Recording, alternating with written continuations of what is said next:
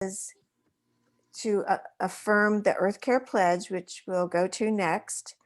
And that is to integrate environmental practices and thinking into all aspects of their church life. Are you hearing that similarity with the call to restore creation?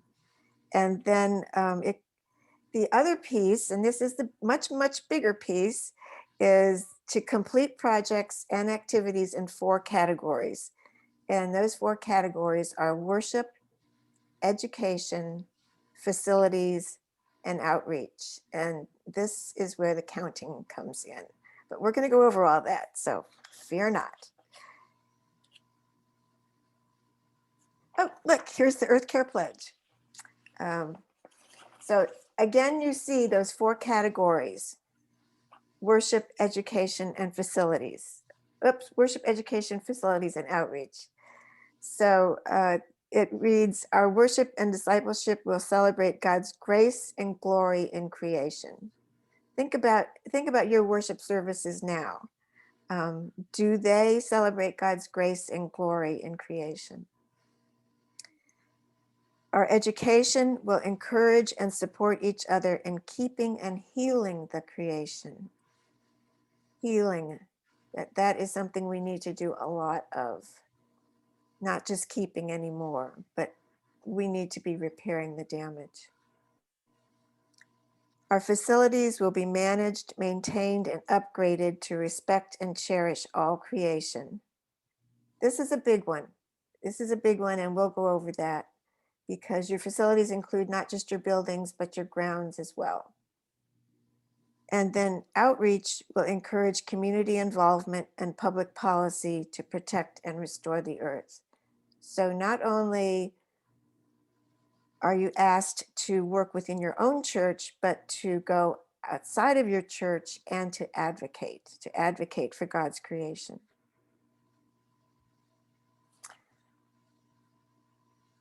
So here is a map of the EarthCare congregations. There are, as of this year, 2021, there are 276 certified. So, you know, if you're thinking about doing this, you have a lot of company. It's not impossible, although at times it may feel like it. And we can see that, you know, most of them are centered here in the eastern part of the US, where most of the Presbyterian churches are. We're getting more in the Midwest, kind of peters out here as we get to the West Coast. But we have 2 in Alaska and 1 in Hawaii. And this has been going on now for, I guess, about almost 12 years.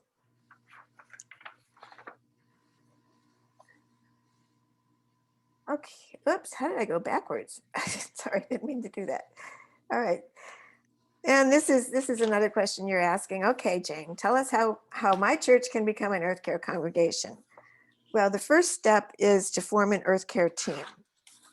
Now, how many of you have EarthCare teams at your churches? And you can either, you know, I was hoping I could see you all, but I can't. Maybe you should just speak up if you have an EarthCare team. Okay, now if you're on mute, I can't hear you. We have one at Sunnyside in South Bend, Indiana. Great, thank you. Good. All right. So interrupt, Jay. I thought at one point I remember that Sunnyside was an EarthCare congregation. Is that? That's possible. So true information, Jay? Oh, yeah, Jay. yeah. We are an EarthCare congregation. Okay. And you're in the Wabash Presbytery? I think so. Wabash Valley. Yep. Okay. Absolutely, you are. Okay, great. All right. Well, I'll check on that. Okay, great. So the rest of you, I suppose your first step would be to form an EarthCare team. And I put in the chat a couple of resources that Presbyterians for EarthCare has, and one of them is how to start an EarthCare team at your church. The materials for EarthCare congregations just says start an EarthCare team. And there's no instruction on how to do it. But the guide from Presbyterians for EarthCare is pretty detailed if you need some help on that. And then the second thing is to complete the environmental audit. And this thing looks really huge. So remember, we've got these 4 categories, and in each of the categories, there are many choices of things that you can do. And for each of those choices, you get points depending on how much of it you do. And this gets a little confusing, but I'll explain it to you and hopefully you'll understand it.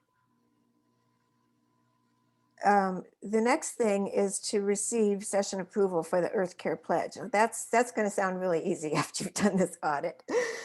And then apply to become an EarthCare congregation. And once you've done the audit, that's the main piece of the application. Applications are only accepted, however, between January 1st and February 15th. So, you've got time now if you want to get started on this to go ahead and apply in 2022. All right, I think that is the end of this. And so now I want to take you, wait a minute, do something wrong here.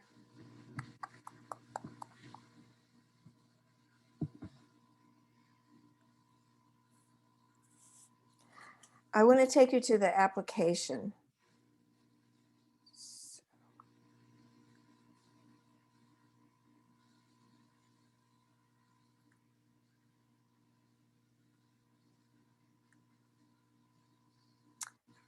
All right, now is this full screen for you or does it need to be bigger? You're fine. Okay. All right, so this, I'm not going to show you how long this is, but I will eventually. This is what the application looks like. It's an Excel file and you can apply, not only can you apply, you have to apply online, which for some people makes it easier, for others it's a little more difficult.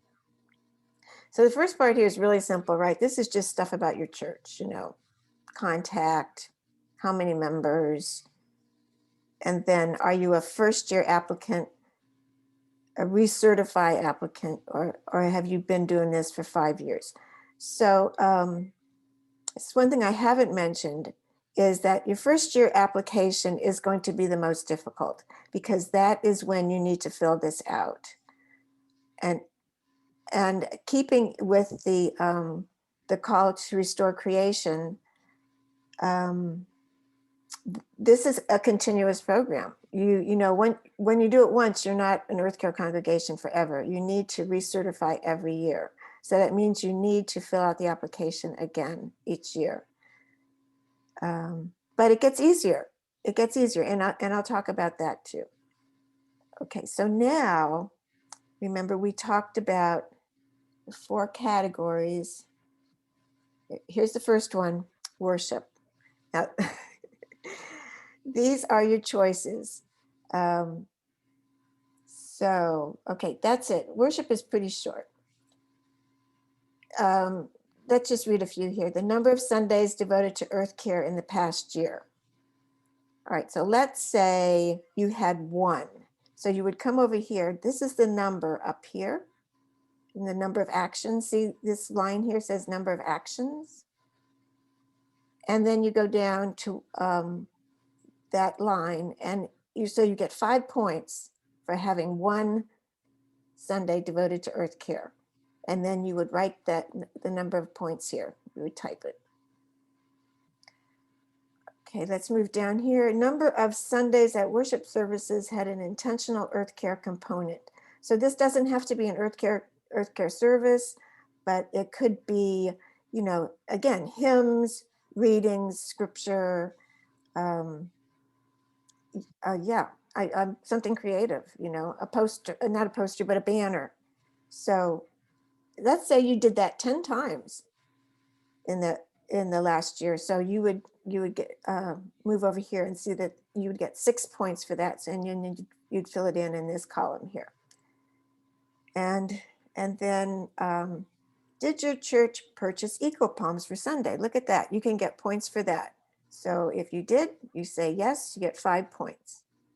Now, when you're a first year applicant, wow, how did I do that? Sorry, too many fingers in the way. When you're a first year applicant, you need to accumulate 25 points in each of the 4 categories to reach 100 points.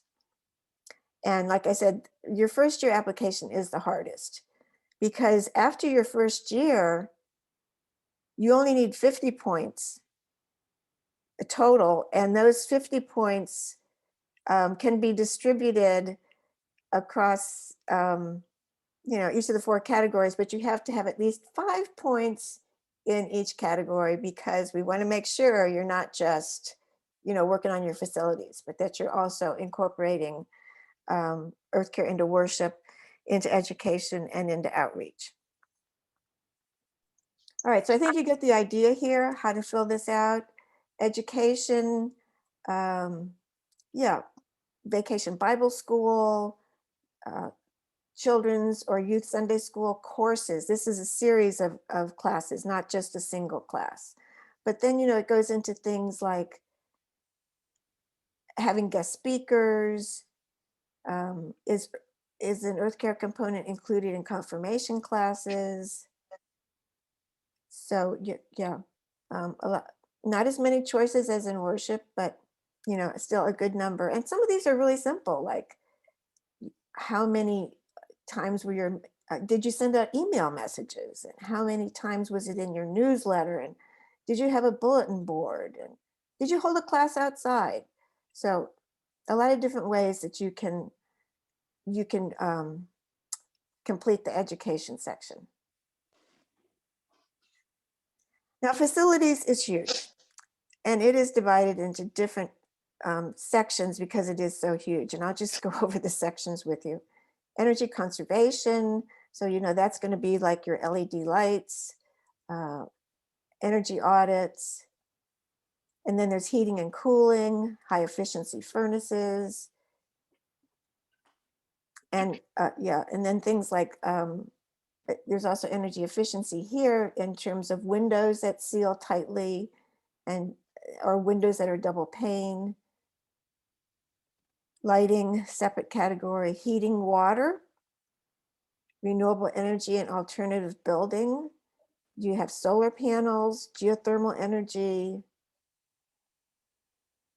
and then water conservation.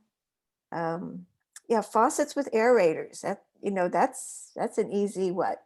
Let's see if you have an easy 5 points if you do them all. Recycling and waste, reuse. This is a big piece. Not just recycling, but switching to reusable in your kitchens. It's gotten just to be so much more convenient to use disposables, but how much better it is for us and for the planet, for God's creation, to have reusables. More about food in terms of coffee that's fair trade, cleaning products that are less toxic, grounds, and then also about chemical fertilizers and pesticides, not using those on your grounds, stormwater management, if you have a swale, a parking lot with permeable pavement. Oh boy, so that's a huge one, like I said. And here comes outreach, and that one's a little bit unclear, but specific things here you can get points for, like camping trips, nature walks, outings, hikes, paddle trips, anything like that, or a pick up trash or have a stream cleanup.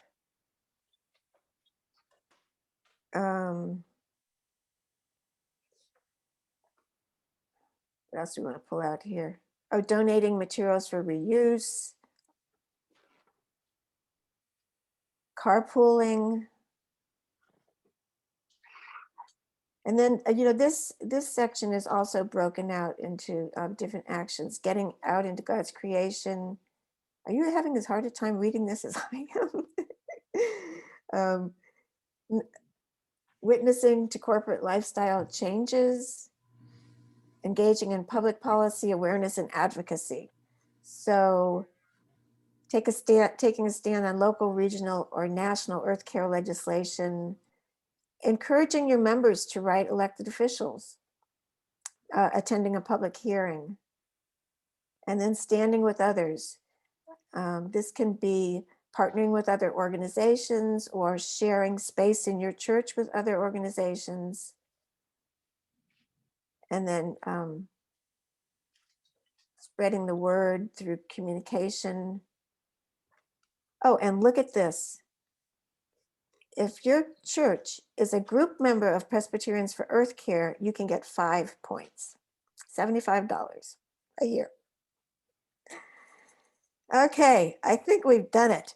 And I'm pretty sure that this will automatically calculate for you your total, your subtotals, and then add them all up. And if it doesn't, it really should. One other piece to this is you need to do visioning for the next year. Just think about what it is you would like to do in each of these 4 categories. And then there's a form here for the EarthCare Pledge, which is, this is more detailed than when we looked at, than what we looked at on the screen. And you need to get that signed by your session. Okay, so what do y'all think? Can you do it? Well, let's do this. Are you, Jane, comfortable with stopping sharing your screen? That will allow you to see the group Sure. in its entirety. Yep. There Here you we go. are. You're back to the group. Yes. It occurs to me, Jane, as we start to open this up, that Jay Malone from Sunnyside represents one of the larger churches in our congregation. This feels like a lot of heavy lifting for a congregation to do, the whole Excel spreadsheet, and pick out the things that spark their interest and motivate them. I would be interested, Jay, not to put you on the spot, except I am, to talk about how Sunnyside's commitment to becoming an EarthCare creation began, and about how many people, how many hours, give us some of the metrics at Sunnyside for what it took to get the original certification, if you wouldn't mind. No, I'm happy to.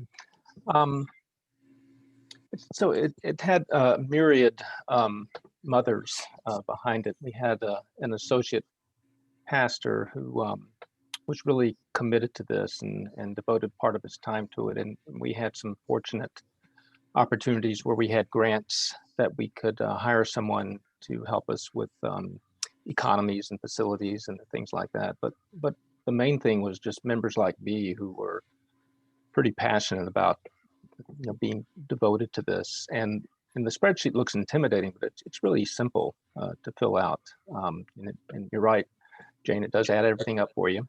And it's simple things like I led an adult education class on global warming. And so, you get points for doing that. It's easy for us to organize trash pickups for the church. Although, Jane, I was noticing that you get points if it's youth and you get points if it's e-trash, but I wasn't sure if I get points if just adults are picking up garbage. So. Oh, and what I left out there is the contact person. And if we have time, we'll go to the website. It's Jessica Maudlin. She's in the Presbyterian Hunger Program. She is your go-to person. She can answer more questions than I can. Okay. Mm-hmm. But I guess what's really motivating me is that so I'm a historian of science, and I'm just fascinated with science. And I've been reading articles about the levels of microplastics that are in Lake Michigan. the St. Joseph River runs through South Bend, and they're reaching levels that's just not sustainable. And you know, fish, fowl, mammals are being poisoned by the plastic that's going into the to the lake and to the river. So we're kind of treating this as raging against the dying of the light. That we want to try to pick up as much plastic and trash before it makes its way into the water system as possible. And so we've had a couple of actually I have 3 cleanups I've organized for this week to try to mitigate that. Yeah. It's wonderful. Yeah, and I'm happy to talk to anyone who has questions about starting it. I mean, like I said, it's pretty simple. I think that's helpful to have a local contact. It's always encouraging to hear not only that this is less daunting than it seems, but quite doable. What questions does this raise for you, folks who are hearing about this for the first time? Or Ron, you'll go ahead.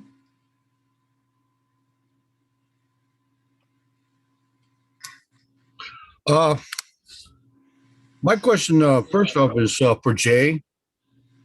Do you ever notify other local churches, Presbyterian churches that would like to be involved in your cleanups?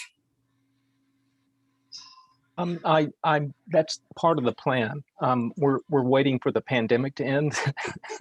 You know, we're keeping it within the church now, and when we're outside, we mask and we maintain distance and so forth. But I don't know if any of you are anywhere in the Indianapolis area, but there is an organization called Keep Indianapolis Beautiful, which is the largest such organization in the country. It's part of the Keep America Beautiful group, and they frequently organize religious groups, so Muslims, Jews, Christians, to get together for cleanups, and that's kind of the objective that I would like to see here, is bringing different denominations and different congregations and different religions together.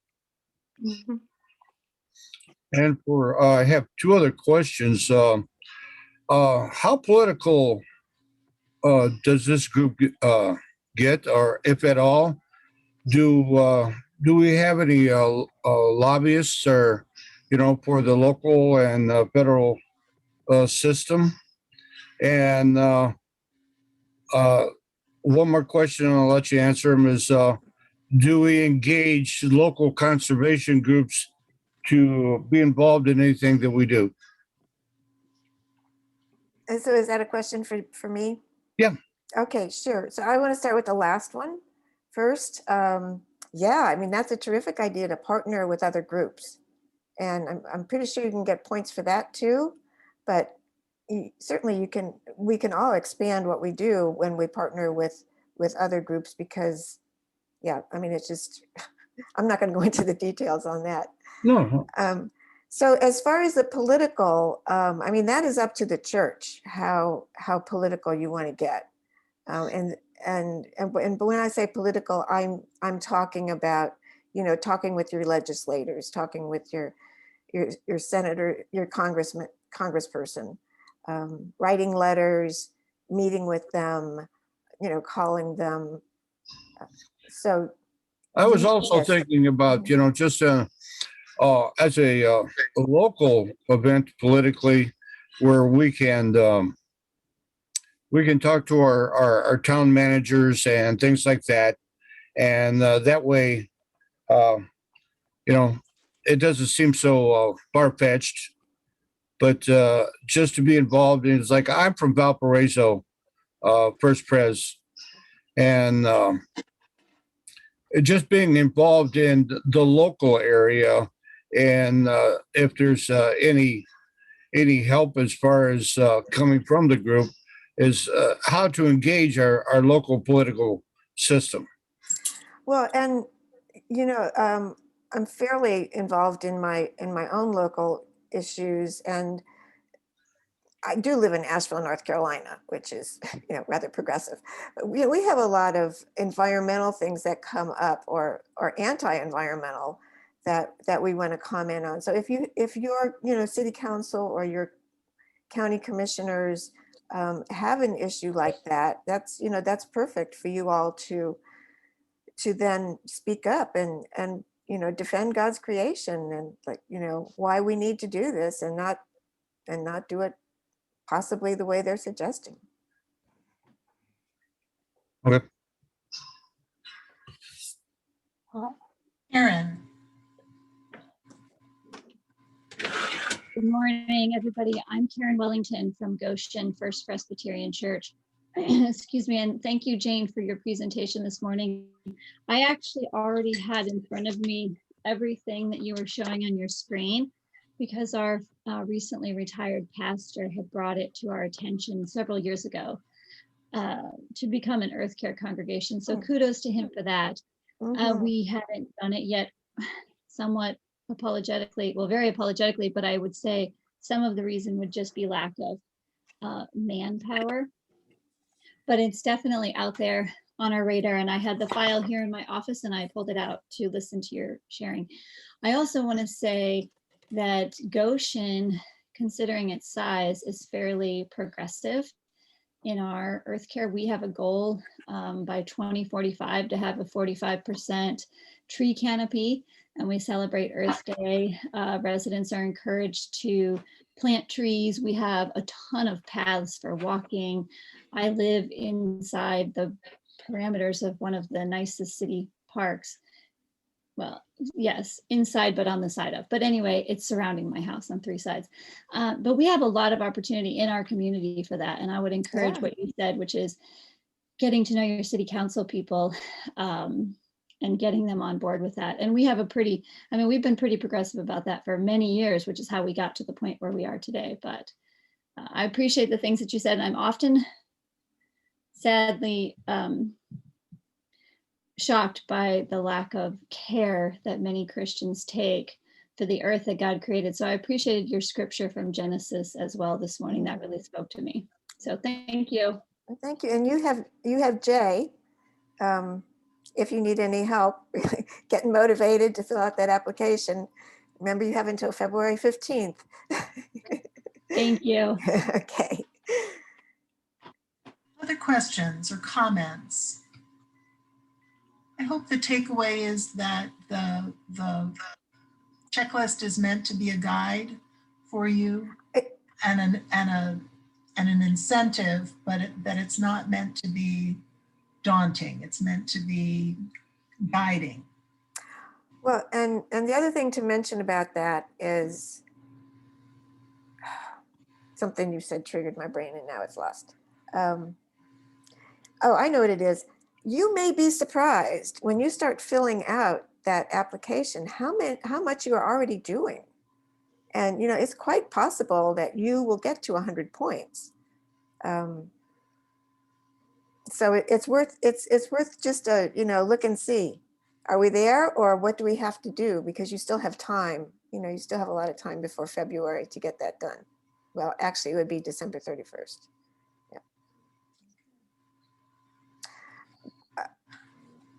Other thoughts, other questions?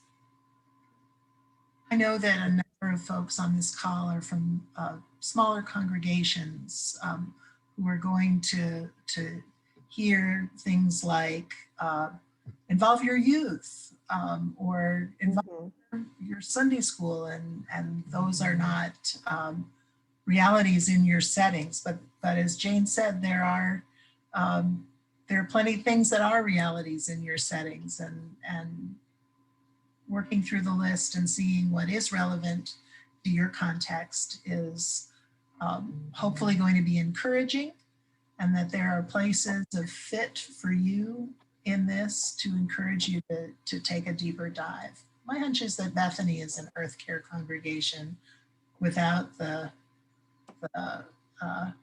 endorsement, Kevin. Mm-hmm. And the other thing is, you don't have to be an EarthCare congregation to be protecting God's creation and looking out for the future. Right. So it's up to you if you want to go through that effort or if you just want to you know, do care for God's creation and not have the administrative burden, if you Right, want, if you because want all to of do it that makes a that way. difference. Yeah. All of it counts. Kevin, I saw you unmute. Yeah, to your comment, I mean, we had started some of the initial steps of becoming an EarthCare congregation, Mhm. and then it kind of stalled. And as the pastor of that congregation, I think it is incumbent that it needs to be somebody other than the pastor who's driving Mhm. Yeah. that initiative. And I do think, you know, to Jennifer's comment, I think we are a congregation that is concerned about these issues and are actively doing things in response to EarthCare. We just don't have the bumper sticker to prove it. You know, we have the community sharing garden and some other things to prove it, but we just Yeah. haven't taken that step of creating a team. We have some folks around the congregation who would much rather be working in the garden than attending meetings, and Mhm. um, Mhm. I want to bless that too. So Right.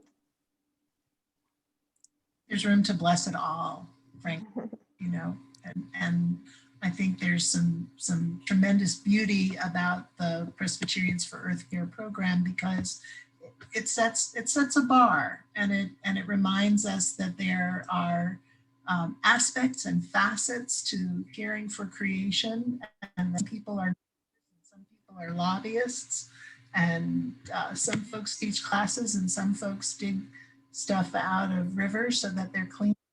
Some people do all of that and more. That's a beautiful thing.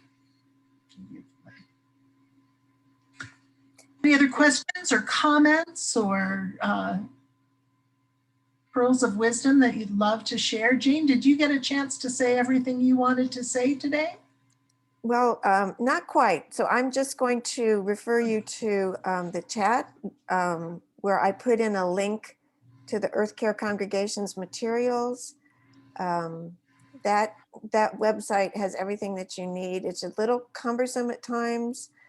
You cannot access that audit that I showed you because it's not available now because we've missed the deadline for 2021 is over. And but I think if you contact Jessica, and her contact information is on that page, she can get you one like the one that I have, and I don't know where I got that. Sorry. Okay. All right. Jay. I'm sorry, I'm not seeing the link in the chat. Okay, it's at the very top. There are 3 links, and it's the third link. Okay, I'm seeing something from Erica as the first in my Oh, chat really? box. So this was probably up before you signed on to the call. I think that. Oh, okay. Oh, Yeah, So let's see. yeah, would you put it in again? That would be. Absolutely. I can do that. Oh, why won't it? I can do it as well, Okay. Jane. Okay, go ahead, please. So say more, Jane, about what you wanted to say. Yeah, I think that was it. Okay, so that you can't find the application there yet, but you can find the what's it called? The Guide to Greening Churches or something like that, and that has all the information in it that you need. It basically reviews what or gives you more information about what I talked about today. The EarthCare Pledge is in there, or there's a link to it, and then the resources. Oh my gosh, there are a ton of resources just in that greening guide to churches. But even more resources than that on that web page is what's called, I remember the name of it. It's like something stories, church stories or something like that. So if you need ideas of things to do, there's some great examples in those church stories. So yeah. Okay, so You- the information is in the current chat, the two links that Jane shared at the beginning of our time. We've recorded today. If you decide that you want to go back and hear more about, review Jane's presentation, all you have to do is contact the Presbyterian office and we'll send you that, that link to that recording. Very good.